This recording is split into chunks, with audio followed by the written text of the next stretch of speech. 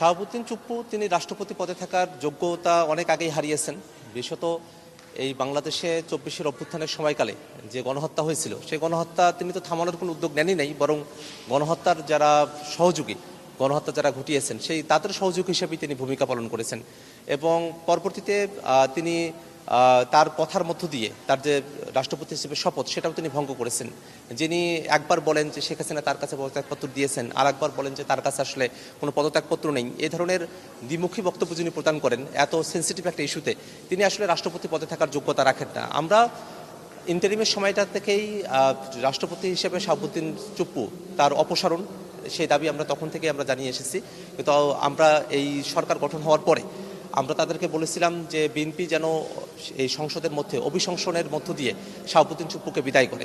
কারণ আজকে যেটা হলো সেটা হলো যে শাহাবুদ্দিন চুপ্পু নিজে থেকে পদত্যাগ করলেন, কিন্তু বিষয়টা এমন হওয়ার কথা ছিল না। শাহাবুদ্দিন চুপ্পু রাষ্ট্রপতি হিসেবে থাকতে পারবেন না, এই বিষয়টা হবে শাহাবুদ্দিন চুপ্পুকে অভিশংসনের মধ্য দিয়ে। তাকে কিন্তু তার যে যোগ্যতা নাই, তিনি যে দায়িত্ব পালন করার ক্ষেত্রে তার যে শর্তগুলো ভঙ্গ করেছেন, এই জন্য কিন্তু তাকে অভিশংসনের মধ্য দিয়ে দায়িত্ব থেকে সরিয়ে দেওয়া দরকার ছিল।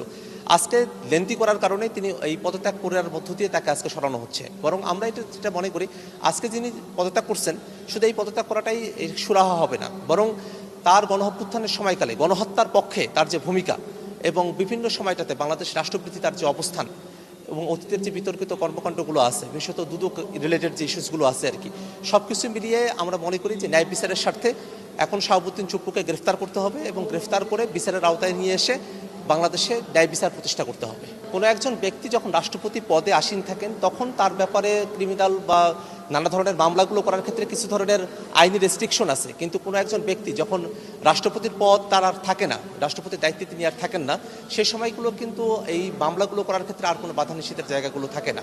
এই কারণে আমরা যেটা সর্ব সময় থেকে বলে আসছি যে শাহাবুদ্দিন চুপ্পু এই পদত্যাগের মধ্য দিয়ে না, অভিশংসনের মধ্য দিয়ে তাকে দায়িত্ব থেকে সরিয়ে দেওয়া দরকার ছিল। এবং তিনি যে ধরনের গণহত্যার পক্ষে তার যে ভূমিকা এবং সেই সময়টাতে তার রাষ্ট্রপতি থাকাকালীন সময়টাতে এই গণহত্যাটা হয়েছে এবং সেই গণহত্যায় তিনি তো বন্ধ করার উদ্যোগ নেনই নাই, বরং আরও এই গণহত্যার পক্ষে যারা আছে তাদেরকেই নানাবিধভাবে তিনি ক্ষমতায়িত করেছেন। এই ক্ষমতায়িত করা এবং বাংলাদেশে এত বড় একটা গণহত্যা সংঘটিত হওয়া, তারপরে তার বিতর্কিত ভূমিকা এবং এর আগে তিনি যে আইন বিরুদ্ধে বিভিন্ন ধরনের কর্মকাণ্ড করেছেন, এই কারণে তার বিরুদ্ধে এখন রাষ্ট্রপতির দায়িত্বে না থাকায় তার বিরুদ্ধে আইনগত পদক্ষেপ নিতে আর কোনো আইনগত বাধা আছে বলে আমরা মনে করি না। এবং এখন তাকে এই বিচারের আওতায় নিয়ে এসে একটা সুষ্ঠু বিচার প্রক্রিয়ার মধ্য দিয়ে বাংলাদেশকে এই কলঙ্ক থেকে মুক্ত করতে হবে। কোনো একজন ব্যক্তি রাষ্ট্রপতি থাকাকালীন সময়টাতে তার বিরুদ্ধে মামলা করার ক্ষেত্রে কিছু আইনি রেস্ট্রিকশনস আছে, কিন্তু যখন তিনি রাষ্ট্রপতির দায়িত্বে আর থাকেন না সে সময়টাতে কিন্তু তার বিরুদ্ধে আইনগত পদক্ষেপ নিতে আর কোনো বাধা বিঘ্ন থাকে না। সেক্ষেত্রে এখন সরকার তাকে গ্রেফতার করে, তার বিরুদ্ধে অনেক অভিযোগ আছে, সেই অভিযোগগুলোর প্রেক্ষিতে একটা বিচার প্রক্রিয়ার মধ্য দিয়ে এগিয়ে যাবে, সেটাই আমাদের সরকারের কাছে প্রত্যাশা। শাহাবুদ্দিন চুপ্পুর পদত্যাগের বিষয়টা আমরা খুব অল্প সময় আগে আমরা জানতে পেরেছি। আমাদের দলীয় ফোরামে আলাপ আলোচনা চলছে। আমরা দীর্ঘ সময় ধরে তার গ্রেফতারের দাবিতে আমাদের একটা দাবি আমরা অনেক আগে থেকেই জানিয়ে আসছি।